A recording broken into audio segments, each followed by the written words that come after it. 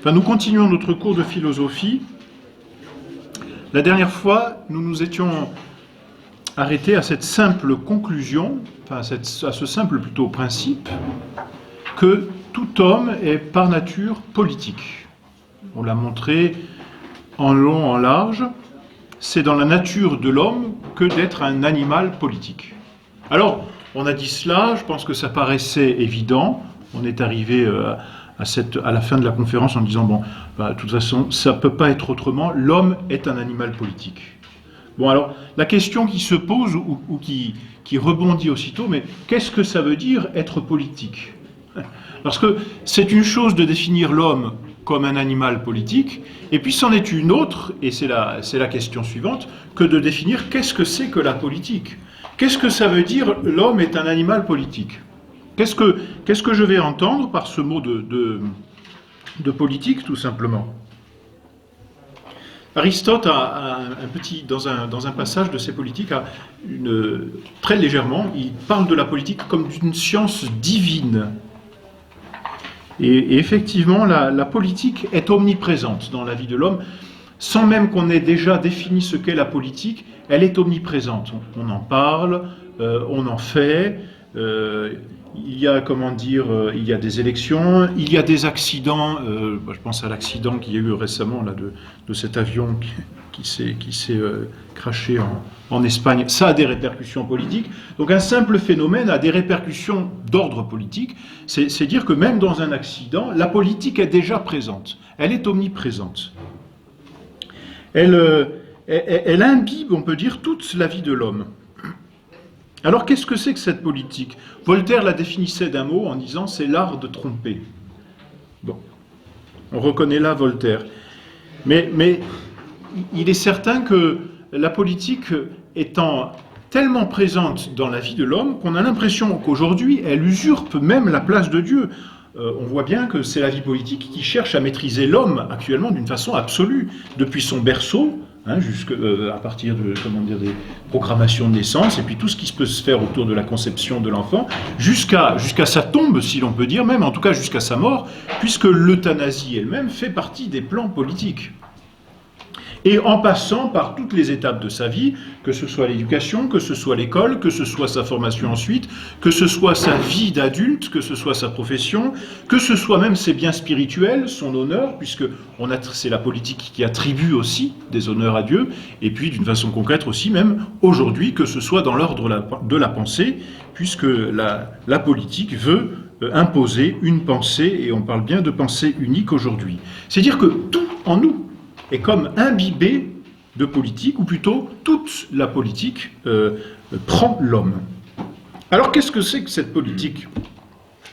Est-ce que c'est simplement l'art d'exercer un pouvoir ?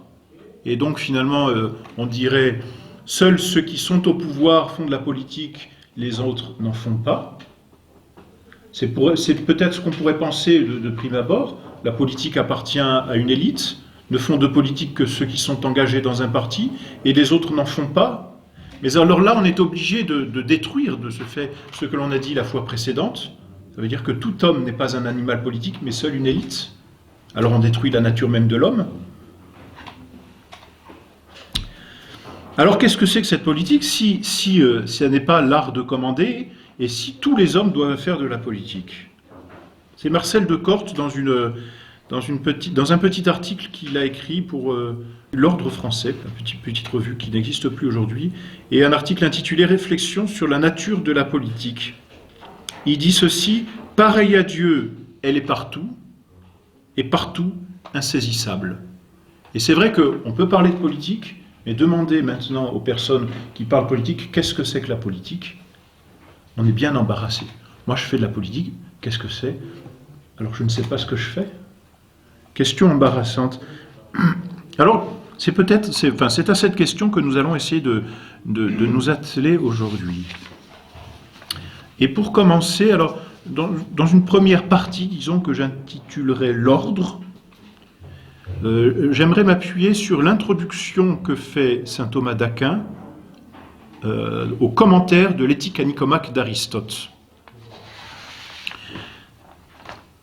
Elle est très intéressante, cette introduction. D'autre part, en plus donc de cette petite introduction, je m'appuierai sur un livre qui, à mon avis, résume très bien toute la pensée de saint Thomas d'Aquin et même la pensée d'Aristote, de Louis Lachance, L'humanisme politique de saint Thomas d'Aquin. C'est un livre assez dense qui a été réédité récemment par Quentin Moreau. C'est même un livre très dense. Et puis je prendrai aussi quelques idées à Marcel Decorte dans cet article qui s'intitule « Réflexion sur la nature de la politique ». Parce que finalement, on trouve assez peu d'articles qui cherchent à définir la politique en tant que telle. Tout de suite, quand on parle de politique, on rentre dans la politique, on parle peut-être facilement de régime ou de façon d'agir. Mais qu'est-ce que c'est vraiment la politique ? On passe rapidement, souvent, sur cette définition.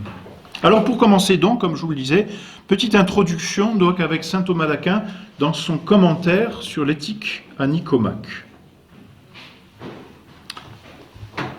Et il commence par cette phrase, il dit « c'est le propre du sage d'ordonner ». C'est à travers ce principe que saint Thomas d'Aquin commence son introduction. C'est le propre du sage d'ordonner, c'est-à-dire que là où il y a un sage, ce sage va mettre de l'ordre, et là où il y a de l'ordre, nécessairement, il y a un sage qui a mis cet ordre. Il y a une corrélation nécessaire entre l'ordre qui existe dans les choses et la sagesse. Car c'est le propre du sage que d'ordonner, c'est le propre de l'intelligence et de la raison aussi, donc de chercher soit à découvrir un ordre, soit à mettre de l'ordre. Qui dit ordre dit qu'il y a plusieurs choses qui vont ensemble. On met de l'ordre là où il y a plusieurs éléments distincts les uns des autres, que l'on va chercher à assembler, si l'on peut dire, en tout cas à composer ensemble, pour que chaque chose, c'est la définition de l'ordre, se trouve à sa place. Donc l'ordre nécessite plusieurs parties que l'on ordonne justement entre eux, et cette ordination définit un tout, une totalité. Par exemple, notre corps a un certain ordre. L'ordre des parties entre elles, c'est l'ordre des membres qui nous définit corporellement, matériellement. Et puis l'ordre des membres internes aussi.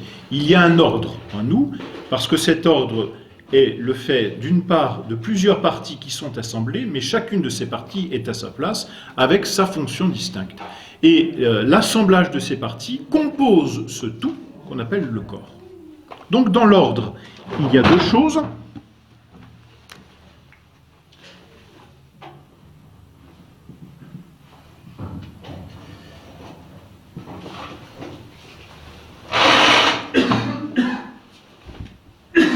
Il y a d'abord des parties agencées entre elles, et ces parties agencées entre elles forment un tout.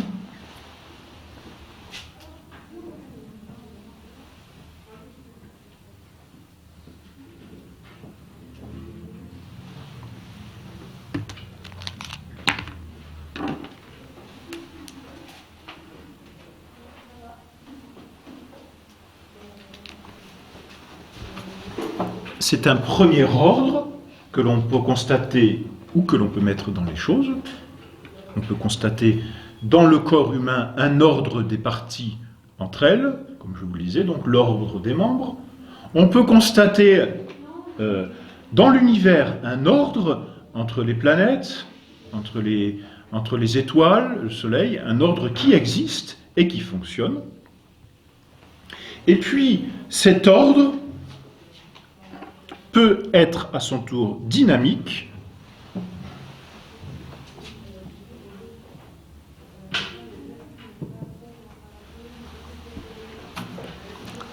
en ce cas, cet ordre est ordonné à une fin, il est dirigé vers quelque chose, il est fait pour quelque chose, c'est cela, une fin, et le seul fait d'être ordonné à une fin définit un nouvel ordre, que j'appellerai ici tout simplement un deuxième ordre.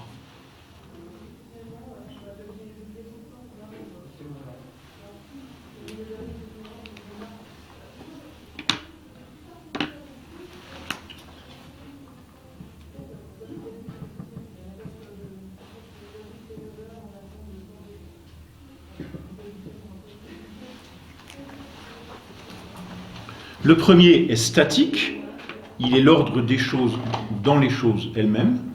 Le second est dynamique, c'est-à-dire qu'il suppose un mouvement, c'est cela, un mouvement de la chose vers sa fin. Il y a donc une action. Le premier ordre est ordonné au second. C'est donc que le second ordre est plus important que le premier. Ça paraît peut-être un peu abstrait dit comme ça, mais vous voyez, si l'on applique directement à notre sujet, c'est ce sur quoi on va s'étendre ce soir, le premier ordre consisterait à voir un homme en lui-même, ce que c'est qu'un homme, à définir un ordre. Donc l'homme, c'est un tout composé de parties qui sont agencées entre elles, le corps et le corps lui-même avec l'âme. L'homme, comme tout substantiel, est ordonné à une fin, son bonheur. Et cette ordination nécessite de sa part une action. Ça n'est pas en restant comme cela à ne rien faire que l'homme va obtenir son bonheur. Il est obligé on dit aujourd'hui par exemple de travailler, il est obligé de faire quelque chose pour obtenir sa fin, pour obtenir son bonheur. On dit à juste titre, il se dirige vers sa fin. On manifeste là le côté dynamique d'un deuxième ordre qui consiste à ordonner un tout à sa fin, ou plusieurs tout, ici plusieurs hommes, à leur fin.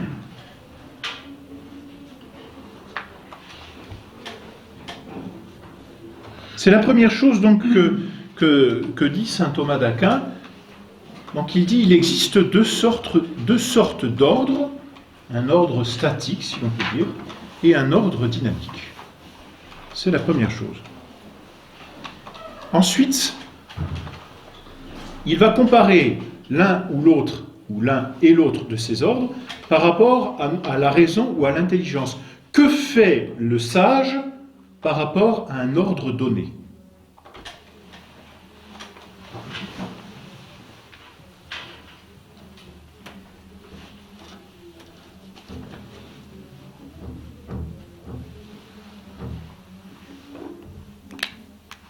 Alors, la raison face à l'ordre a deux attitudes. Ou bien elle se trouve devant un ordre de choses qui est déjà établi. En ce cas, elle le contemple, elle le regarde, et puis elle essaye de le connaître. Elle ne peut rien faire, elle est comme extérieure à cet ordre, il existe, il s'impose à elle, mais par contre elle essaye d'en comprendre tous les rouages. Donc c'est la première attitude de l'intelligence face à un ordre. Elle ne fait pas l'ordre, parce que cet ordre existe, elle le contemple.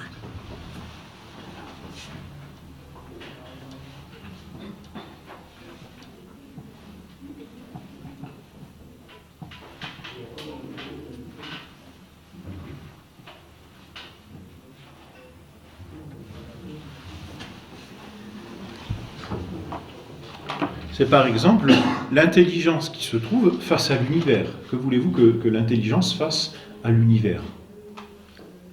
C'est un ordre qui fonctionne sans l'homme, si je puis dire. On n'a pas attendu l'homme pour faire tourner les planètes autour du Soleil, et heureusement, ça fonctionne. Donc, face à cet ordre-là, l'intelligence ne peut pas le faire, cet ordre lui est donné, alors elle n'a qu'à le contempler. L'autre attitude que l'intelligence va avoir, cette fois, l'ordre ne lui a pas donné, mais elle le fait.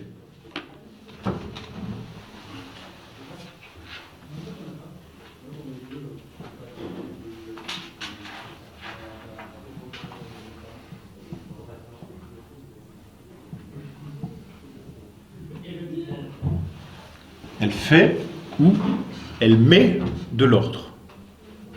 Alors, dans quoi va-t-elle mettre de l'ordre ? Dans trois choses, dit saint Thomas d'Aquin.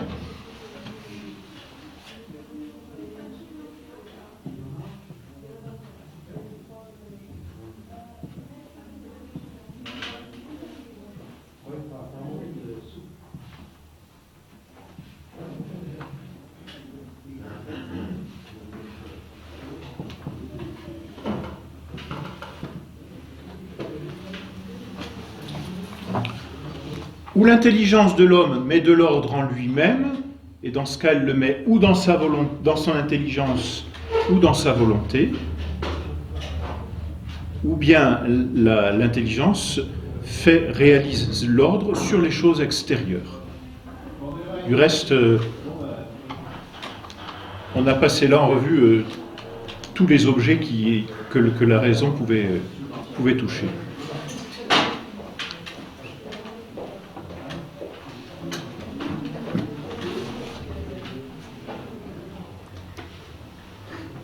Alors c'est intéressant parce que ces ordres, ces 4 ordres finalement, comparés à la raison, vont déterminer 4 sciences différentes.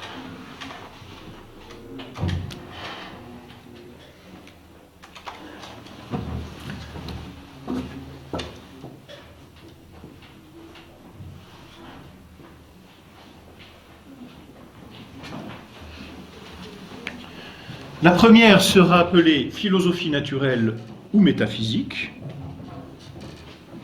La seconde, qui concerne l'ordre que l'intelligence met en elle-même, s'appelle simplement logique ou rhétorique. Apprendre à penser et à énoncer son discours.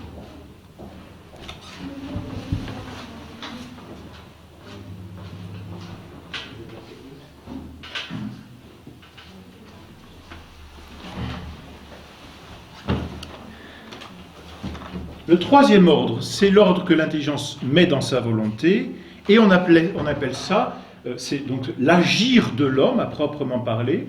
Or, l'agir de l'homme, eh bien, ce sont ses mœurs, et du mot mœurs, en latin mos, moris, on donne morale.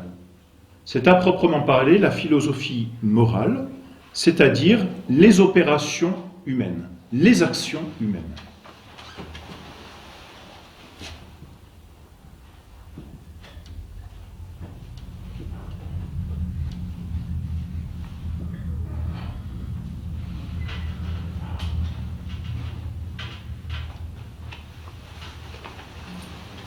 Et le quatrième ordre,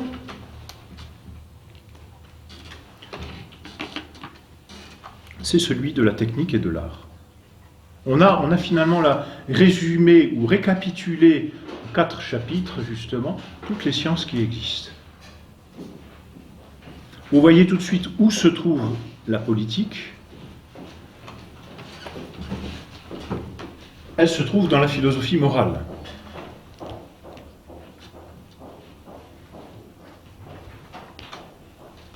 Parce que souvenez-vous, pourquoi l'homme est un animal politique ? Pour vivre, simplement. Donc pour pouvoir agir. Donc pour pouvoir poser des opérations. Et par là obtenir son bonheur. Et obtenir un bien vivre. C'est pour cela que l'homme est un animal politique. Parce que livré à lui-même, comme on le disait la dernière fois, l'homme ne peut pas obtenir sa fin. C'est donc pour se diriger vers sa fin, et par là poser ses actions en vue de la fin, que l'homme est un animal politique. C'est pourquoi la politique, d'après ce que l'on a déjà dit, c'est un ordre dans la volonté. La politique, et de cette façon, on peut le dire, s'assimile à la philosophie morale. Il est plus précisément une partie de la philosophie morale.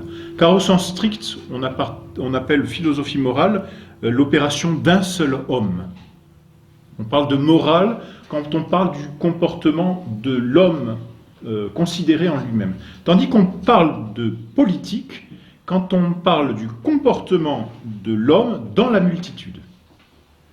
Mais dans les 2 cas, voyez-vous, on parle du comportement d'un homme, on parle des actions, des opérations d'un homme, on parle de l'influence de sa volonté sur ce qu'il fait.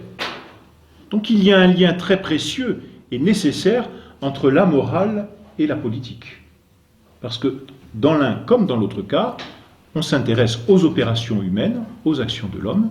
Simplement, la morale considère l'homme comme individu, tandis que la politique le considère comme partie d'un tout. C'est-à-dire que même la politique est d'une certaine façon au-dessus de la morale, en ce sens qu'il est comme le garant de toute la morale individuelle. C'est montré par là le lien très étroit est aujourd'hui dissocié entre la morale et la politique. Dire qu'il n'y a pas de politique, dire qu'il y a, une politique sans morale, c'est de fait une absurdité dans les termes, ou alors on ne définit plus les mots correctement. Et la politique ne regarde plus dans ce cas les actions des hommes. Dissocier l'un de l'autre, c'est échouer dans l'un comme dans l'autre cas. Parce qu'inversement, parler de morale en essayant d'évacuer le problème politique, c'est aussi un échec. Puisque l'individu étant nécessairement ordonné à la multitude, étant nécessairement partie d'un tout, étant nécessairement animal politique, l'opération humaine est nécessairement une opération politique. Parce que ce que fait l'homme a une influence sur son entourage. Il est partie d'un tout. Comment dire, n'est-ce pas, dans un corps, lorsqu'une partie est malade, le corps entier le ressent. Donc la politique, de ce point de vue-là, et c'est une première conclusion que l'on peut dire, la politique est l'achèvement de la morale. Et on dit beaucoup aujourd'hui, quand on dit ça.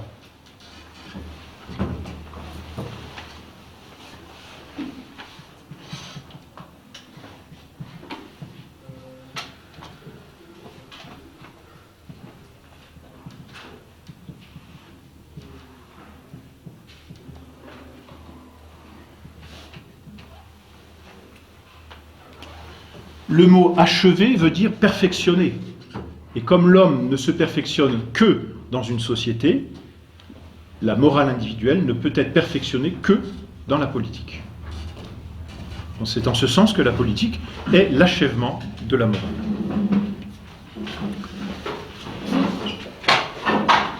Voilà une première façon, si vous voulez, une première façon d'entrevoir ce qu'est la politique. On peut aborder le sujet d'une façon à peu près similaire, puisque saint Thomas d'Aquin dit que ces différents ordres, ou que la raison contemple, ou que la raison fait, mais dans les choses, fondent différentes sciences. C'est ma deuxième partie.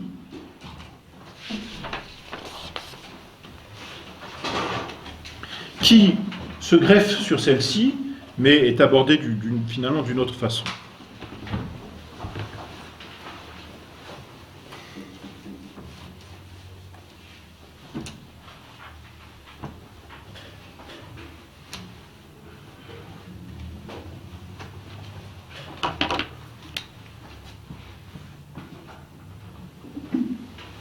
On distingue, conséquemment à ce que l'on vient de dire, deux sortes de sciences.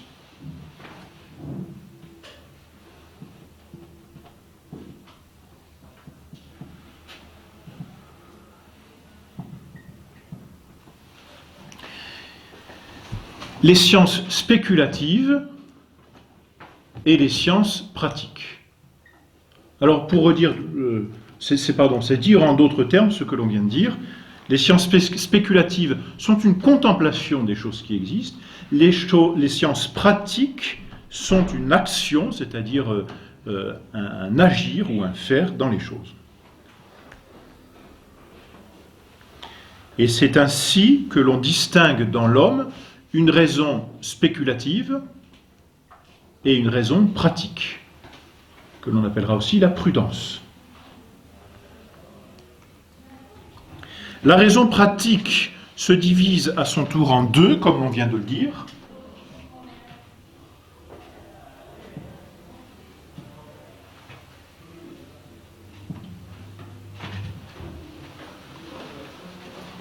Et pour reprendre la terminologie française issue du latin, on distingue l'agir du faire. En latin, on dit, dans le premier cas, recta ratio agibilium, donc la droite raison mise dans l'agir, c'est-à-dire l'agir ici, c'est l'opération humaine, ce qui émane de moi et de ma volonté, comme on vient de le dire.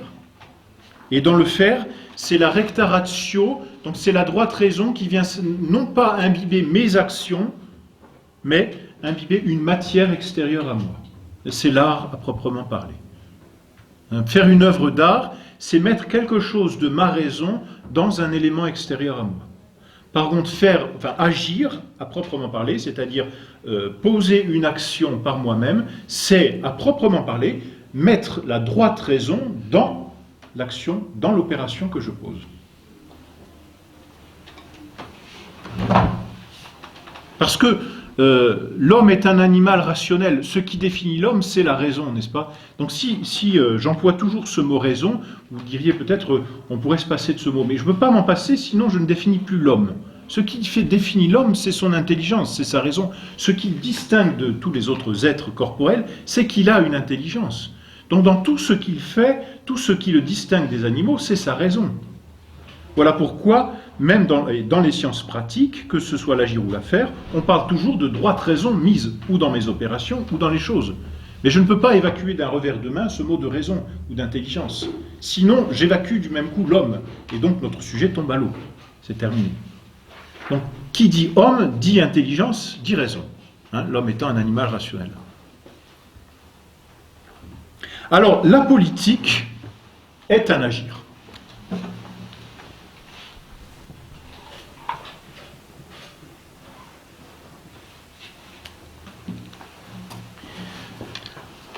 Autrement dit, elle est une science ou un savoir pratique. Elle n'est pas un savoir théorique. Elle n'est pas une contemplation. N'est pas politicien celui qui se met chez lui dans son fauteuil, un verre de whisky à la main, un cigare dans la bouche, et qui essaye de contempler un ordre politique. Ou qui veut faire une construction intellectuelle et idéale, à la façon de Rousseau, justement, dans son bureau.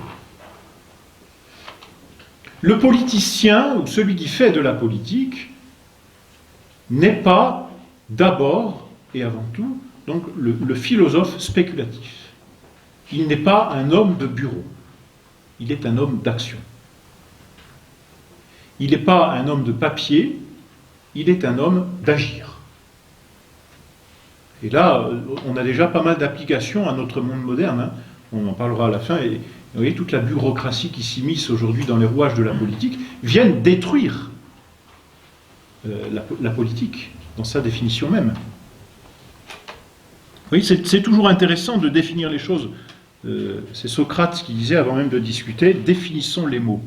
Alors, définissons le mot politique, et vous allez voir les conséquences auxquelles ça nous entraîne. Alors, le savoir théorique, le savoir spéculatif, celui de la métaphysique,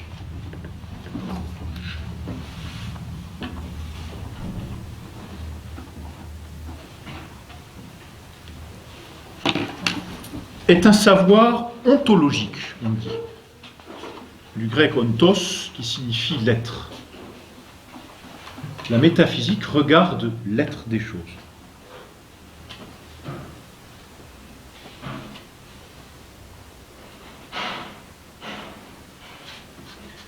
Autrement dit, la spéculation ou le spéculatif, c'est un homme de connaissance, tandis que le politique, c'est un homme d'action.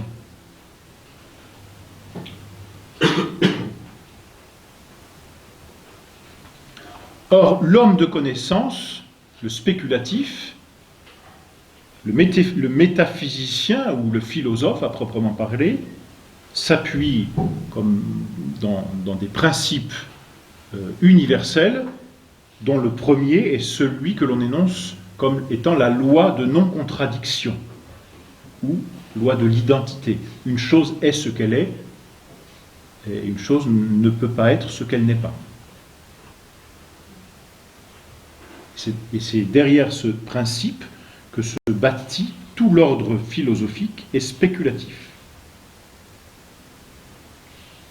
Tandis que l'ordre politique, que l'on appelle ordre moral pour le distinguer de l'ordre ontologique, c'est-à-dire ordre de l'agir, celui-là, puisqu'il s'agit d'une action, s'appuie sur le bien, car on agit toujours pour un bien. Et même celui qui dit qu'il veut faire un mal, le fait toujours sous prétexte d'y trouver un bien. Dans toute action ordonnée à une fin, comme je vous montre dans le schéma tout à l'heure, dans tout ordre ordonné à une fin, ce mot fin ne signifie pas autre chose qu'un bien. Pour l'homme, chercher son bonheur, c'est chercher son bien.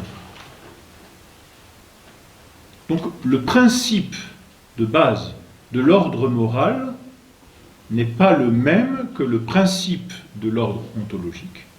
Le principe de l'ordre moral, c'est le bien à faire, le bien pratique que je recherche et que je vais faire.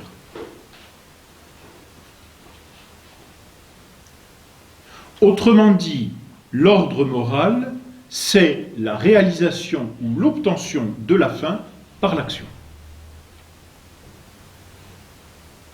Tandis que l'ordre spéculatif, métaphysique, c'est la connaissance voulue pour elle-même et pour la satisfaction qu'elle apporte à l'intelligence. Car il y a pour l'intelligence une véritable satisfaction à contempler le bien, enfin l'ordre, pardon, qui existe dans les choses. Le politique, l'homme politique, n'est pas celui qui contemple d'abord, mais il est celui qui agit. Et si l'homme et tout homme est un animal politique, c'est parce qu'il est obligé d'agir pour obtenir sa fin, et d'agir en communauté. Donc agir et politique, ce sont deux mots synonymes.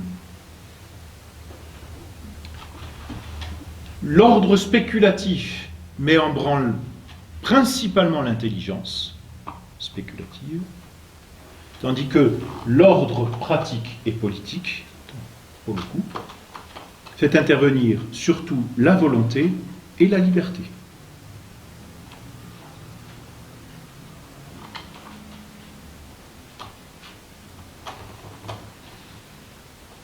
Je vous lis ce que dit Louis Lachance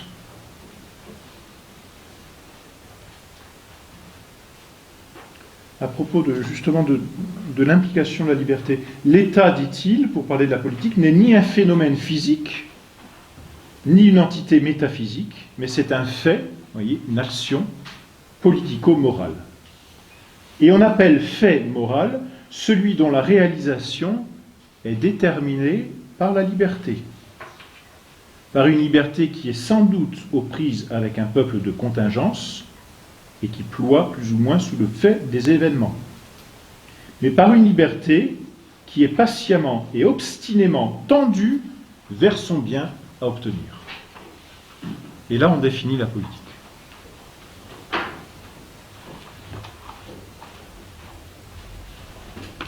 Le spéculatif, le métaphysicien, considère les choses, et pour les considérer dans son intelligence, il est obligé de les abstraire.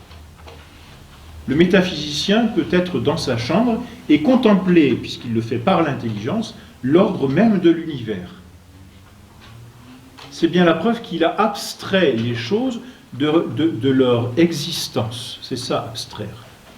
Abstraire une chose, c'est comme tirer de l'existence même de la chose ce que l'on appelle en philosophie son essence, c'est-à-dire sa nature. De cette chose-là, j'abstrais l'idée de montre et je peux faire disparaître l'existence de cette montre, l'idée restera en moi. Lorsque j'abstrais, vous voyez, je détache de l'existence concrète de la chose la nature abstraite. Si je suis assez clair quand je dis cela. Donc le métaphysicien est quelqu'un qui abstrait, et de ce point de vue-là, en abstrayant, considère un réel qui n'est plus individué dans l'existence. Il fait, si l'on peut dire, d'une certaine façon, fi de l'existence. Le politicien, lui, plutôt que d'abstraire l'existence, il produit cette existence, puisqu'il est tout tourné vers l'action. Et une action, c'est toujours quelque chose de concret. Lorsque j'abstrais l'idée, ici, de montre, je vais abstraire toutes les contingences de cette montre pour garder l'idée de toute montre qui est de donner l'heure. Et cette idée, abstrait, c'est-à-dire fait fi de toutes les contingences, numériques ou pas numériques. Comment dire, chiffre romain, chiffre arabe. Peu importe, j'abstrais. Et je ne considère plus que l'idée. Donc toutes ces contingences ont disparu. Le métaphysicien vit dans l'ordre du nécessaire. Le politicien, à l'inverse, il doit poser une action. Et cette action, il doit la poser concrètement. Cette action, elle s'insère dans un milieu, elle s'insère dans un peuple, elle s'insère dans le temps, elle s'insère dans une géographie. Donc, l'action que tout homme pose, elle est concrète et individuée. Elle n'est donc pas nécessaire. Elle est, j'ai envie de dire, elle est existentielle, dans ce sens qu'elle doit exister avec toutes les contingences de l'existence. Donc vous voyez que le politicien est un homme de contingence, tandis que le métaphysicien est un homme du nécessaire. Et c'est deux ordres complètement différents que l'on tend à confondre aujourd'hui. Autrement dit, vous voyez, pour prendre des termes peut-être plus simples, le métaphysicien a une connaissance absolue des choses, tandis que le politicien a une connaissance empirique des choses. Le métaphysicien est dans l'ordre des principes, tandis que le politicien est dans l'ordre de l'expérience. Un homme politique, et un vrai homme politique, c'est un homme d'expérience. Ça n'est pas un spéculatif de chambre ou de bureau. C'est un homme qui connaît le terrain, qui connaît les contingences et qui sait quelle est l'action qu'il doit poser dans ces contingences. Autrement dit, le métaphysicien découvre un ordre qui existe dans les choses, tandis que le politicien instaure et met un ordre dans les choses. Un père de famille est d'une certaine façon un politicien à l'échelle de la famille. Eh bien, le père de famille, ça n'est pas celui qui va s'installer dans son bureau, prendre la pipe et se dire « qu'est-ce que c'est qu'un père de famille ?» Parce qu'il ne suffit pas de dire « qu'est-ce que c'est que le père de famille » pour être un père de famille.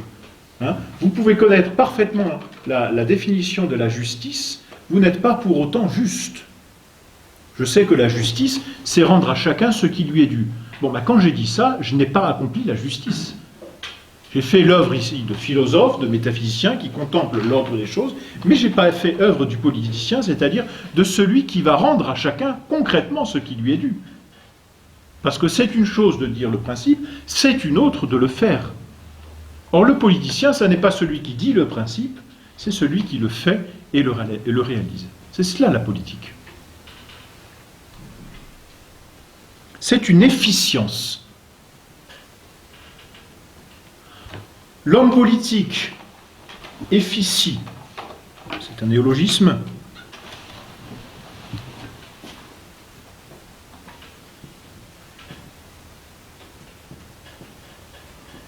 c'est-à-dire il est une efficience ordonnée à la fin et à l'obtention de cette fin. Le métaphysicien est un contemplatif,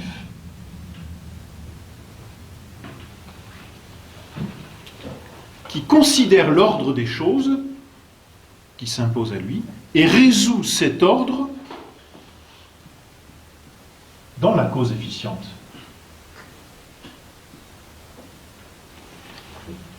Qu'il n'est pas, mais qu'il cherche à découvrir. Comme disait Voltaire, je sais que cette horloge, je sais que l'univers tourne et qu'il a un horloger. Je sais que cette horloge fonctionne et qu'elle a un horloger. Donc, c'est tout. Mais il ne fait rien. Tandis que le politicien, c'est lui qui fait, qui agit. Et heureusement, parce que s'il n'y avait pas d'action, s'il n'y avait pas d'agir, il n'y aurait jamais l'obtention de la fin.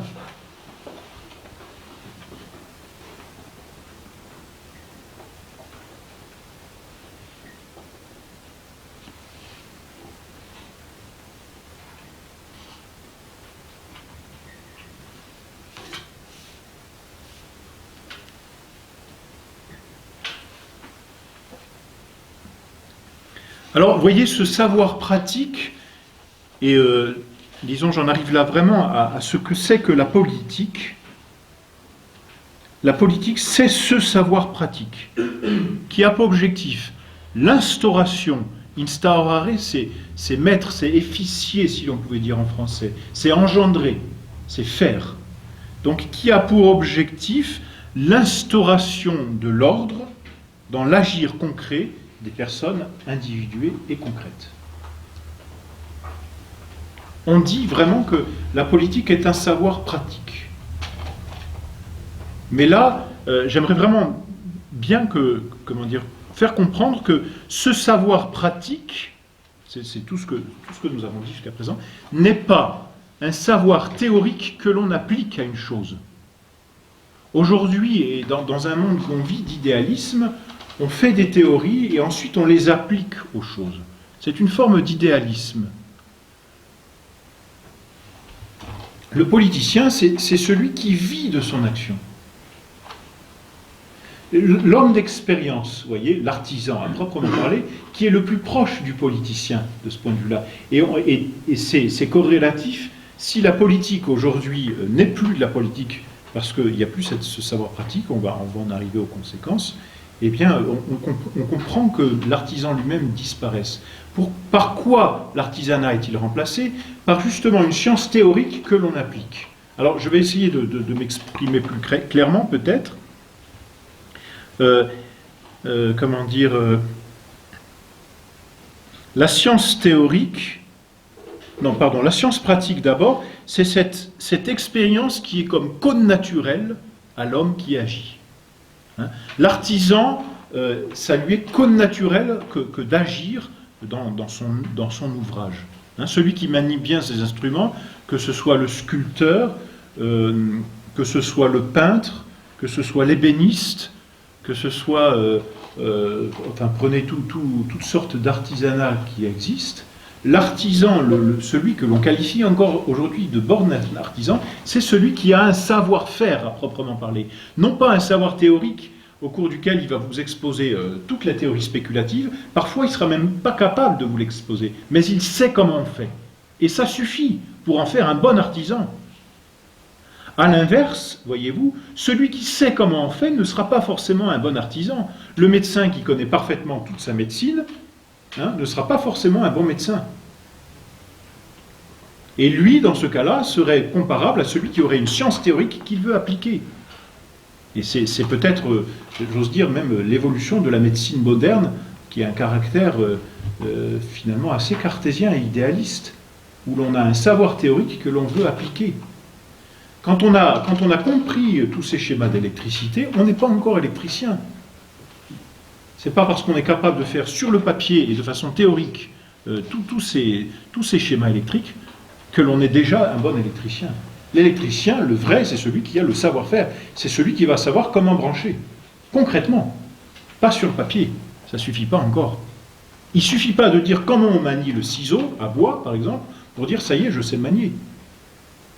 Parce que dans ce cas-là, on est comparable à celui qui a une science théorique qu'il veut appliquer. L'artisan, le vrai, et l'homme d'expérience, il ne va pas dire « laisse, moi je sais faire » ou je vais t'expliquer comment il faut faire. Il dit « je vais te montrer comment il faut faire ».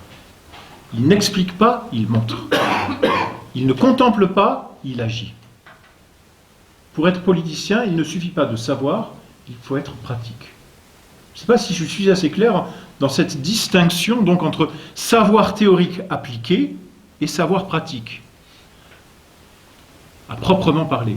Donc l'artisan est celui qui a un savoir pratique, savoir-faire, tandis qu'aujourd'hui, la technique moderne telle qu'on l'entend a supprimé l'artisanat parce qu'elle est un savoir théorique d'ingénieur appliqué par des machines ça fait des choses en série. Vous connaissez les temps modernes, et on voit donc dans ce film un homme incapable d'avoir un véritable savoir-faire. Il a un automatisme, mais pas un savoir-faire. Il n'a pas d'expérience. Et pourtant, la technique existe. Et la technique a remplacé l'artisanat. Et aujourd'hui, on peut bien dire qu'une forme de technocratie a remplacé la politique.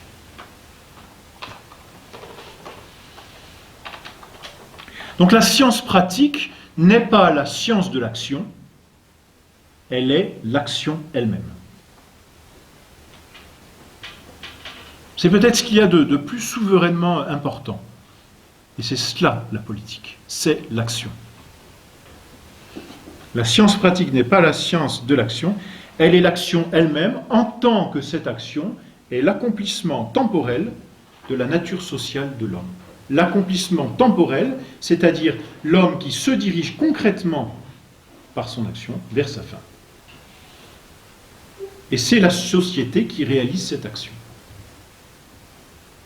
Elle donne par son action le bien de l'homme. La société est donc ordonnée au bien de l'homme, qu'on appelle bien commun, et c'est ce qu'on verra dans la prochaine conférence, justement. Alors, je ne sais pas si j'étais assez clair, mais voyez ce que c'est que vraiment la politique, c'est l'action elle-même. Là, actuellement, nous ne faisons pas de politique à proprement parler. Je pense que vous en êtes convaincus. Nous essayons de comprendre ce qu'est la politique. Mais aujourd'hui, c'est énorme, parce qu'on ne sait plus ce que c'est que la véritable politique. L'homme politique, c'est celui qui sait presque d'instinct, de façon connaturelle et par expérience, ce qu'il doit faire au moment où il doit le faire. Ça, c'est un homme politique. C'est un homme qui est capable de prendre la bonne décision au bon moment et dans les circonstances concrètes. Celui-là est un homme prudent. Et c'est ça qui définit la politique, c'est la prudence, c'est cette vertu de prudence. Mais elle n'existe presque plus. Aujourd'hui, elle est remplacée par un calcul.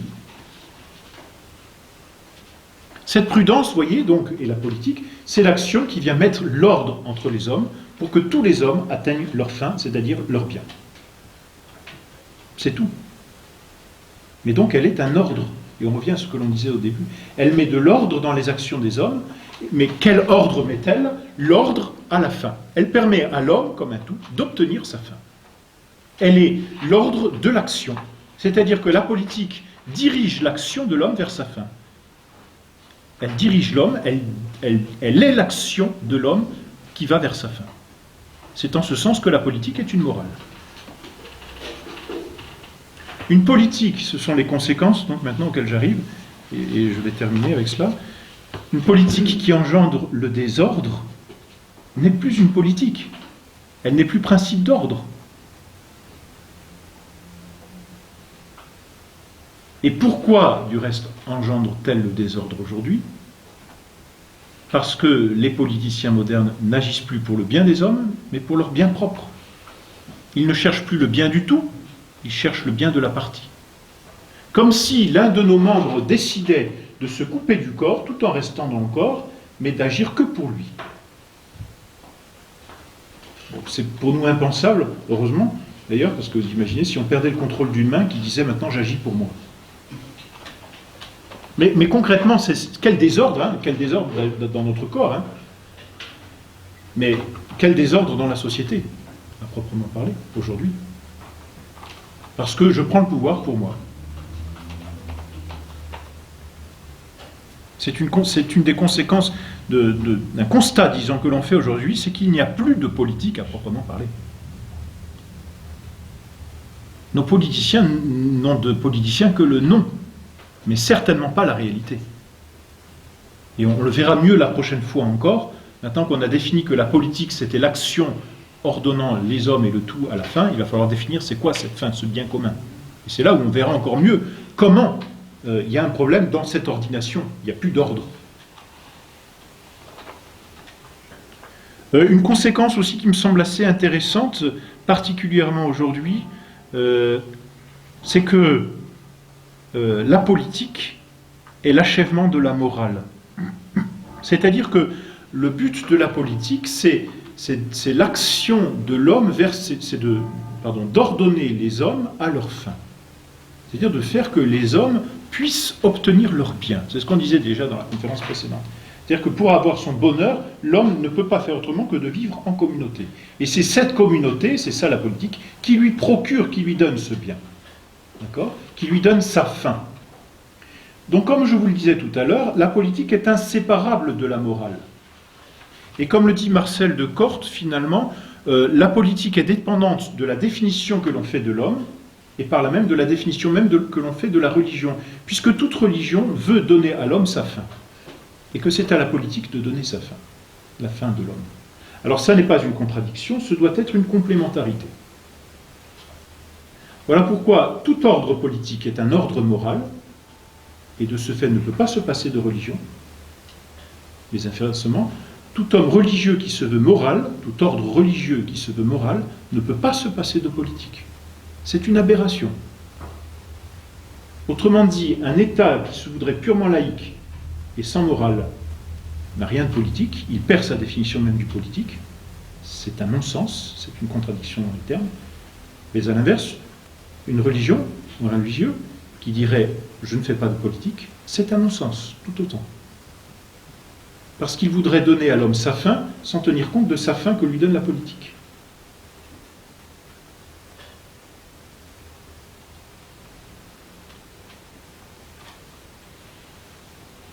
De ce point de vue-là, et dans l'ordre, enfin dans l'histoire, on observe que toutes les...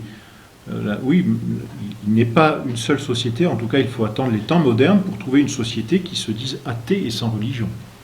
Quelle que soit la religion qui ait été pratiquée dans les sociétés politiques, que ce soit des sacrifices humains même, c'était des actes religieux. Mais il y avait comme une imprégnation du politique et du religieux. Et c'est la même chose pour l'Église catholique, qui, elle, a toujours fait de la politique et ne peut pas ne pas en faire. C'est impensable. Elle ne se substitue pas à la politique, c'est certain, et elle laisse l'ordre politique tel qu'il est, elle lui ajoute une fin. Et on dit bien que la libération de l'Église, c'est l'édit de Constantin. C'est-à-dire, c'est un acte politique. Et l'Église mourra à partir du moment où elle ne voudra plus faire de politique. Ça, c'est une conséquence qui me semble très intéressante. Le clerc apolitique est une absurdité. Je ne dis pas qu'il doit se substituer aux hommes politiques, mais il ne peut pas se passer de politique. Mais de la même façon, et inversement, l'État laïque est tout autant une absurdité. Et puis ensuite, l'autre conséquence beaucoup plus, disons, plus étoffée, qui me semble intéressante de ce que l'on vient de dire, c'est que la politique n'est pas une science spéculative appliquée. Autrement dit, elle n'est pas un idéalisme que l'on essaye de mettre en branle dans la réalité. Car celui qui se fait des idées, parce qu'il se fait des idées abstraites de la contingence, et lorsqu'il revient dans la contingence, il est toujours déçu. Parce que on peut se faire la plus belle idée de la montre qui existe, chaque montre est à chaque fois différente, et elle ne remplit pas à elle seule la totalité d'une définition de la montre. Sinon, toutes les montres seraient identiques. Alors, de la même façon, celui qui veut faire de la politique à partir d'un idéalisme tombe nécessairement dans le désespoir et le politique. Parce que c'est un irréalisme. Et voyez, d'un autre côté, là, quand je vous disais tout à l'heure, la science pratique n'est pas une science théorique que l'on applique, c'est tout ce que l'on vit aujourd'hui. Et peut-être même dans certains milieux, on n'a jamais fait autant de manuels de l'éducateur ou d'éducation, on n'a jamais fait autant de manuels politiques ou de sciences politiques, on n'a jamais fait autant de manuels du chef, parce qu'on va en arriver là un jour, manuel du président, manuel du tyran, pourquoi pas, manuel de l'amour, que depuis qu'on n'est plus capable d'éduquer, qu'on n'est plus capable d'être chef, qu'on n'est plus capable d'aimer à proprement parler. On a substitué à ce qui est un savoir-faire, c'est-à-dire une action inhérente à l'homme, un espèce de savoir spéculatif que l'on veut appliquer à l'homme. Alors l'éducateur, c'est pas celui qui va prendre un bouquin d'éducation et se dire maintenant comment je vais faire. Et pourtant c'est dans ces conditions-là bien souvent que l'on vit. Mais là, celui-là n'a pas compris ce qu'était l'action politique, la science pratique. Il ne sait pas ce qu'est une science pratique, et il sera, si vraiment il veut vivre de ce genre de manuel, n'est-ce pas, il ne sera jamais capable d'agir vraiment. Donc vous n'aurez jamais d'éducateur, enfin d'éducateur en livre, mais dans des livres c'est tout, mais vous n'aurez jamais de véritables éducateurs à partir de bouquins. Vous n'aurez jamais de véritables chefs à partir de avec ceux qui auront simplement étudié ce qu'est un chef dans les réalités. C'est une expérience. C'est un savoir-faire. C'est une science pratique, empirique, concrète. Dans le bouquin, on va vous donner des principes, mais qui vont abstraire de toutes les circonstances. Alors qu'est-ce que vous voulez? Vous allez lire le bouquin, puis c'est bizarre, mais mon enfant, ça va pas. Alors je fais quoi? Ben, vous allez chercher un autre bouquin. C'est absurde. Vous voyez, c'est absurde. L'éducation, c'est une expérience qui s'acquiert par le temps et par l'expérience, c'est-à-dire par la pratique. Comme le véritable artisan, c'est celui qui, la première fois, a dû casser sa statue parce que c'était pas joli. Ou le peintre, l'artiste peintre, le vrai peintre, c'est celui qui, dans ses premiers tableaux, a dû les déchirer parce qu'il n'aurait jamais pu les vendre. Mais il a refait. Il s'est dit, je change de manuel et je vais voir dans un autre manuel. Non. C'est celui qui fait et qui continue de faire. C'est pourquoi un chef, un véritable chef, c'est un homme d'un certain âge. C'est pas un jeune homme. Un jeune homme n'est pas capable d'être chef. Alors, pour pallier cette incapacité à être chef, on va lui faire un manuel. C'est une absurdité. Ça n'a aucun sens. Et vous voyez, on n'a jamais autant parlé d'éducation, on n'a jamais autant parlé même de doctrine sociale, que depuis qu'on n'est plus capable d'en faire. C'est curieux, hein? Mais pourquoi? Quel est le problème? C'est un problème de définition. C'est-à-dire qu'on a substitué au savoir pratique un savoir spéculatif que l'on veut appliquer. Et donc, qu'est-ce qu'on a fait en faisant cela? On a fait de la technique au sens moderne du terme, c'est-à-dire un ingénieur qui construit une machine, et la machine, elle fait en série. Et donc, on a des choses qui sont faites en série, mais qui n'ont plus de caractère, plus d'individualité. Voilà pourquoi notre jeunesse n'a plus de caractère non plus. L'artisan, vous regardez ici, il y a des piliers qui, quand vous les regardez rapidement, vous avez l'impression que ce sont tous les mêmes, mais de fait, ils sont tous différents. Parce qu'ils ont été taillés, le coup de couteau, le coup de burin n'a pas été le même, il y a des différences. Aujourd'hui, il y a un moule, on met tout dans le moule, et l'homme ne sait plus rien faire. Parce qu'il ne sait plus rien faire, il est incapable d'obtenir sa fin. C'est aussi simple, et c'est aussi dramatique, malheureusement, vous voyez. Ce savoir spéculatif, ce savoir théorique, on l'appelle la bureaucratie, c'est pas autre chose, c'est une paperasserie. On brasse du papier, on brasse des idées, mais on ne fait plus rien. Aujourd'hui, vous voyez, je vous parlais de manuel d'éducation, qu'est-ce qu'on fait aujourd'hui? On va parler de management. Alors, je veux critiquer personne s'il y en a qui font ça, de DRH, mais c'est des choses qui n'existaient pas. On savait faire autrefois. Maintenant, on ne sait plus faire, alors on prend des hommes qui savent faire, qui ont des techniques, des savoirs théoriques. Mais ce n'est pas par un cours de management qu'on va former un chef. C'est une absurdité, enfin, je pense que vous en êtes bien convaincus. Parce que le chef, quand il va se retrouver avec son subordonné, le management, il ne sait pas comment est son subordonné, donc il n'est pas capable de le décrire concrètement. On vous dit, je ne sais pas, moi, pour être même concret, on vous dit, quand vous avez une pomme, vous la coupez en deux. Est-ce que vous avez déjà vu une pomme qui était absolument ronde? Alors quand vous trouvez face à une pomme, je la coupe en deux parties égales, c'est impossible. Ça n'a pas de sens. C'est ça la comparaison. Toutes ces sciences théoriques appliquées. Elles ne font plus d'hommes pratiques. Et parce qu'elles ne font plus d'hommes pratiques, toute vie politique est en train de décliner complètement. Vous voyez, les idées, même les bonnes idées, ne suffisent pas à faire un chef. Alors, par quoi on remplace ce savoir-faire pratique, donc par de la bureaucratie, par des réunions permanentes, c'est une forme de jacobinisme, hein. Parce que c'est cela, hein, disons les mots. Alors qu'il y ait des réunions de conseil, ça c'est entendu, et ça a toujours existé. On prend conseil avant d'agir concrètement. Mais voilà, et pas plus. Mais ce besoin de se réunir sans arrêt pour se faire croire qu'on est des hommes politiciens, qu'on fait de la politique, c'est une absurdité, parce qu'on est encore là dans un savoir théorique qu'on voudrait appliquer. Mais l'homme politique, c'est pas celui qui se réunit. La preuve, c'est qu'on est réunis, on n'a pas fait de politique.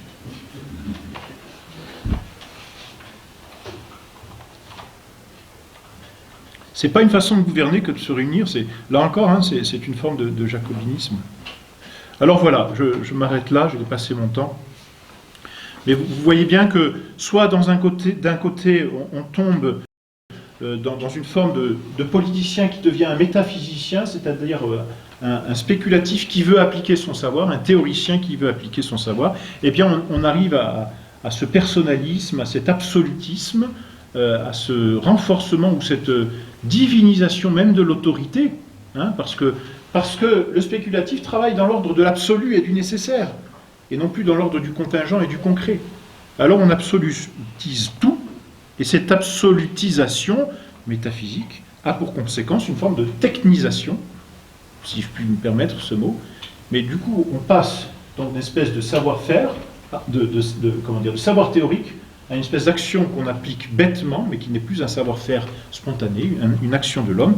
Et donc, cette espèce de libéralisme dans lequel on vit, d'autoritarisme ou de personnalisme, appelez-le comme vous voulez, donc savoir spéculatif, engendre, quoi qu'il arrive, une forme de despotisme ou de totalitarisme. Voilà pourquoi, aujourd'hui, on alterne toujours entre l'un et l'autre, une forme d'étatisme. La machine gère tout ce qu'elle fait. Et s'il y a une chose qui est mal faite, ce n'est pas la chose qu'on va regarder, c'est la machine. L'État gère tous les hommes. Alors, pour le coup, si ça ne va pas, c'est l'homme qu'on va dégager. Bon, voilà, j'espère avoir été clair et avoir montré que la politique, c'est l'action elle-même. C'est une science pratique, et la science pratique, ce n'est pas une science théorique appliquée, c'est la science de l'action, mieux, c'est l'action elle-même, ordonnée à une fin. Reste à définir maintenant, et ce sera la prochaine fois, qu'est-ce que la fin de la politique ? Qu'est-ce que le bien vers lequel tend la politique? Ce que l'on appelle le bien commun, dont on parle tant, là encore, de façon spéculative, théorique, mais qu'on n'est pas capable de définir concrètement et d'obtenir même concrètement. Merci bien.